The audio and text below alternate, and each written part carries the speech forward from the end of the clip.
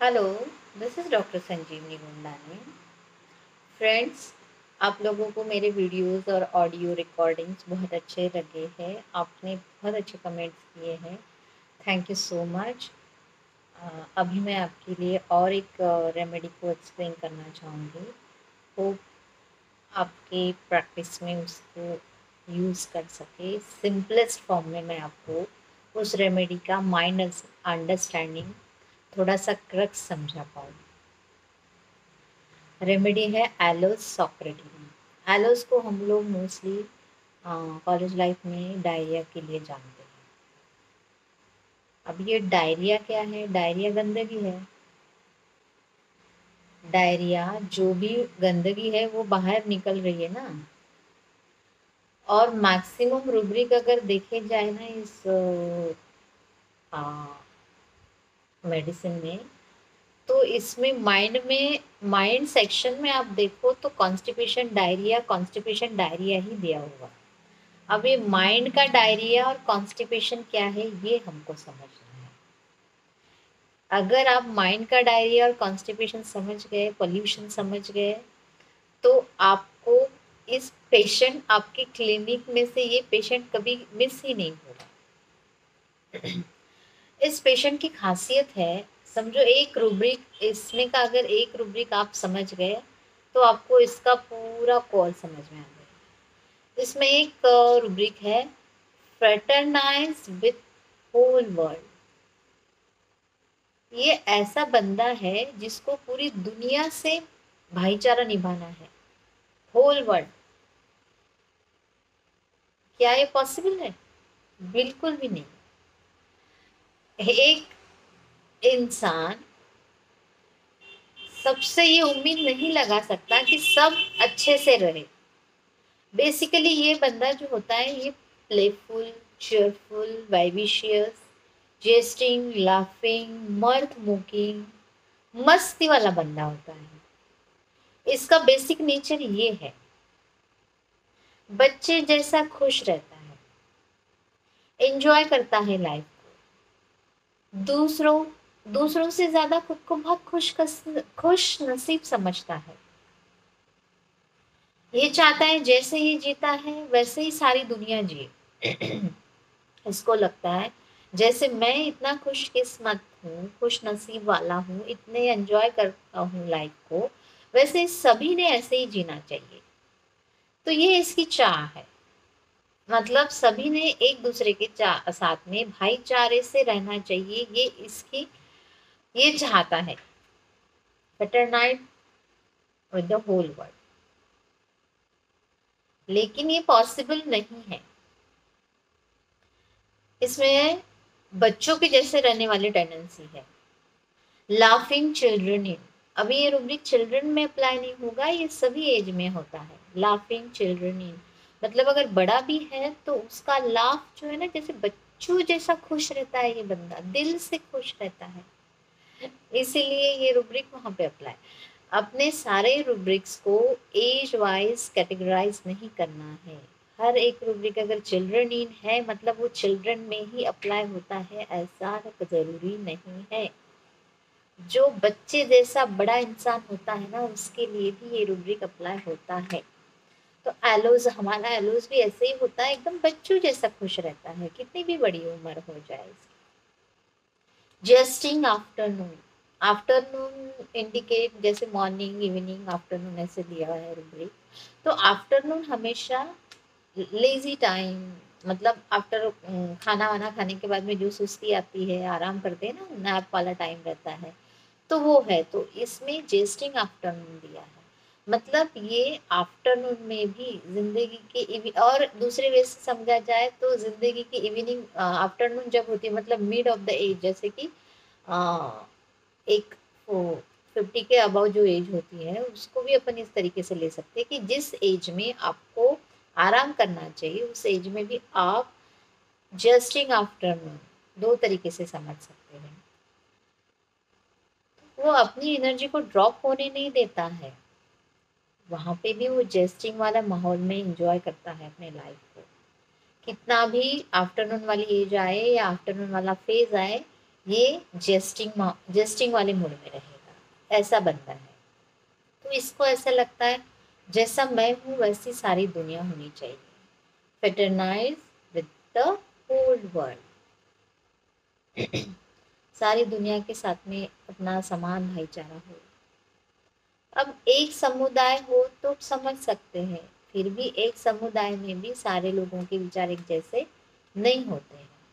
कोई ना कोई तो ऐसा होगा ही कि जिसको नहीं समझे, जिसको आपके विचार नहीं जमेंगे, आपके साथ में नहीं चलेगा, आपके विचारों के साथ में चलेगा ही, ऐसा तो है नहीं ना। तो इसको हमेशा कंप्लेंट्स भी रहती है, अगर सामने वाला इसके हिसाब से नहीं चला तो इसको कंप्लेंट भी रहती है।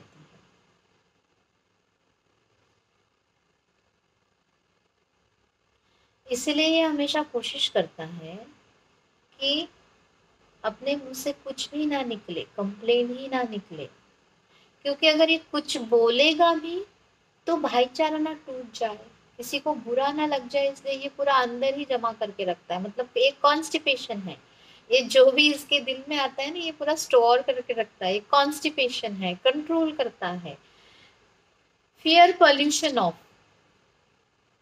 तो इसको ये भाईचारा मेंटेन करने के लिए, पोल्यूशन ना हो, किसी के गंदे विचार ना आए, इसका डर लगा रहता है हमेशा। और इसके मन में भी जो रहता ना, वो भी बाहर ना निकले, इसका भी डर लगा रहता है। मतलब कुछ भी अगर ऐसा बाहर निकलेगा जिससे पोल्यूशन क्रिएट होगा, उसका डर लगा रहता है हमेशा इसको। फियर पोल्यूशन, और पोल्यूशन मतलब जो गंदगी होती है, पोल्यूटेड करता है, फिर वैचारिक लेवल पे हो या किसी भी लेवल पे हो। दूसरे का भी विचार नहीं चाहिए जो कि इसका भाईचारा को तोड़े, और इसके अंदर का भी विचार बाहर नहीं आना चाहिए जिससे इसका भाईचारा टूटे। ये दोनों तरह से ये अफेक्ट करता है इसको। मतलब ये चाहता ही नहीं कि पोल्यूशन हो और अपनी भाईचारा टूटे, यही इसकी हमेशा कोशिश रहती है। इसीलिए ये खुद को भी कंट्रोल करता है, और दूसरों ने भी कुछ बोला तो इसको वो जमता नहीं है। फिर दूसरों को रिएक्ट करने से ये डरता है कि मैं अगर कुछ बोल दूंगा, किसी ने कुछ बोल दिया तो इसको डर लगता है। इसलिए इसमें एक रूब्रिक है, contradiction, intolerant of contradiction, restrain himself to keep from violence has to। मतलब वो खुद को इतना कॉन्ट्राडिक्ट करता है, इतना मतलब निकलना नहीं चाहिए, इसकी वजह से इसको तकलीफ होती है। खुद को संभाल के रखता है कि डायरिया निकल ना जाए, स्टूल निकल ना जाए, मतलब कुछ भी गंदा मुंह से निकल ना जाए जिससे मेरा भाईचारा टूट जाएगा। और ये कॉन्स्टिपेटेड फेज में इसको प्रॉब्लम होता है, अगर ये निकलेगा। एक और है वायलेंस की नोट्स में, when passing flatus sensation as if stool would pass with it. मतलब ये फ्लैटस पास करने के लिए भी डरता है कि कहीं स्टूल ना पास हो जाए। इसको हम ऐसे समझेंगे कि कुछ भी बोलेगा एक्साइटमेंट में, और उसमें से कुछ इसके मुंह से निकल गया गंदा जिससे सामने वाला हर्ट हो जाएगा, तो उससे भी भाईचारा इसका टूट न जाए, इसीलिए ये कंट्रोल करता है, फ्लैटस पास करने के लिए भी कंट्रोल करता है। See the controlling level. सब कुछ क्यों चाहिए कि इसको सभी तरफ अपने जैसा, मतलब मैं जैसा हूं वैसे ही सारी दुनिया होनी चाहिए, यही इसकी पैथोलॉजी है। तो यही इसका हट है, इसी की वजह से ये बीमार पड़ता है। तो आपको यही चीज समझनी है कि इसका कॉन्स्टिपेशन क्या है। कॉन्स्टिपेटेड रहेगा तो एग्रीवेशन रहेगा, और स्टूल पास करेगा तो पोल्यूशन होगा, और पोल्यूशन ना होना चाहिए, इसके लिए फियर में रहता है हमेशा। और फिर पोल्यूशन होगा तो क्या होगा, भाईचारा टूट जाएगा। मतलब सीधा सीक्वेंस ऑफ दिस रेमेडी कि ये बंदा कैसा है, कितना अच्छा है।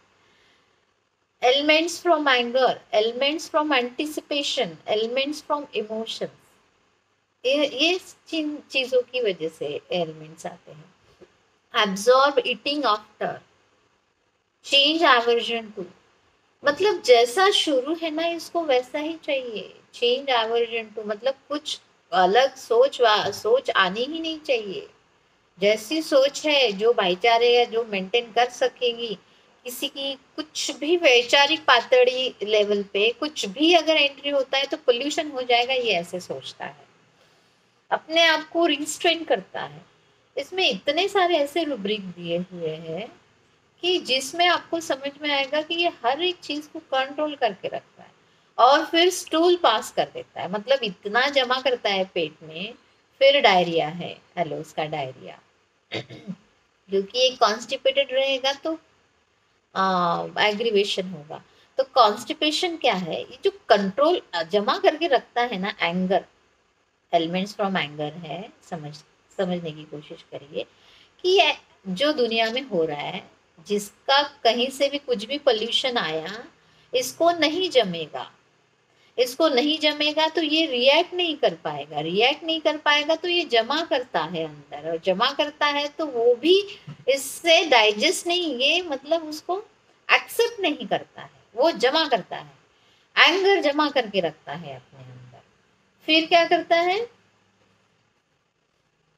कंट्रोल करके रखेगा, फिर रिजाइन करेगा, रेजिग्नेशन दे देगा, मतलब कुछ भी नहीं बोलना है, रिएक्ट ही नहीं करना है, मतलब कुछ बाहर निकालना ही नहीं है मुझे क्या हुआ है, कंटेंट होके रहेगा। और फिर ट्रैंक्विलिटी, रिकॉन्सिल टू फेट, समझौता कर लेता है जो सिचुएशन आती है। लेकिन कैसा समझौता है इसका, ये एक्सेप्ट करने वाला समझौता नहीं है, ये एक्सेप्ट नहीं करता है।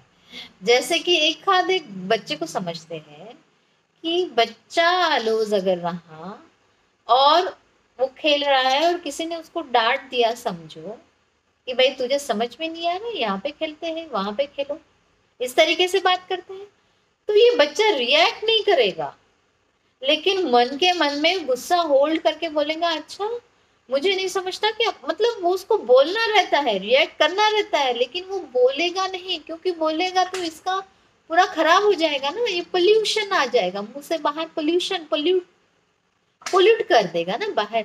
तो ये ऐसे दिखता है कि गुस्से में भरा हुआ है, बैठा हुआ है। जो बच्चा इतना प्लेफुल, वाइविशियस, चुलबुला बच्चा है, तो वो गुस्से से भरा हुआ बैठा हुआ है, ऐसे लगेगा। बड़े भी ऐसे ही रहते, समझौता कर लेते, एक्सेप्ट नहीं करते हैं, मतलब कंटेंट फेज में चले जाएंगे, ट्रैंक्विलिटी, रिकंसिल टू फेट भी आएगा, लेकिन वो एक्सेप्ट नहीं करेंगे। तो यही इनका कॉन्स्टिपेशन है। और फियर पोल्यूशन होना नहीं चाहिए। तो इसी चीज को हम लोगों को समझना है। होप आप लोगों को अगर एलोस का डायरिया समझ में आ गया, एलोस का कॉन्स्टिपेशन समझ में आ गया, तो ये मेंटल लेवल पे इसका डायरिया और कॉन्स्टिपेशन है, पोल्यूशन है, जो ये कंट्रोल करके रखता है। इसके एलिमेंट्स क्यों आते हैं, एंगर की वजह से, इमोशंस की वजह से और एंटिसिपेशन की वजह से। Anger himself with alternating with lumbar region pain, anger himself with constipated when, मतलब ये होल्ड करके रखेगा ना तो खुद के ऊपर ही गुस्सा आएगा कि मैं बोल क्यों नहीं पाता, और बोल क्यों नहीं पाता कि पोल्यूशन हो जाएगा, पोल्यूशन हो जाएगा तो एटर्निटी टूट जाएगी। See the sequence. तो ये एलोज है। होप कि मैं थोड़ा बहुत आपको समझा पाई हूँ किस तरीके से आपको एलोज को समझना है। इसमें और बहुत सारे रूब्रिक्स है। एलोस का सीक्वेंस है रिस्ट्रेन, गुस्से को होल्ड करना, रिस्ट्रेन करना और एंगर में रहना, फिर रिजाइन कर देना, फिर कंटेंट और फिर tranquillity, reconcile to fit. But accepted नहीं है, होल्डिंग है, इसीलिए ये बीमार होता है। अगर इसने एक्सेप्ट कर लिया रहता था तो ये बीमार नहीं पड़ता। से दिस इज एलोस सॉक्रेटिना and this is Dr. Sanjeevani Gondane. Thanks to everyone. I'm trying my level best कि आपको सिंपल तरीके से रेमेडी का थोड़ा सा क्रक्स समझाने की कोशिश करूँ, ताकि आपके डे टू डे प्रैक्टिस में इसकी हेल्प हो। Thank you.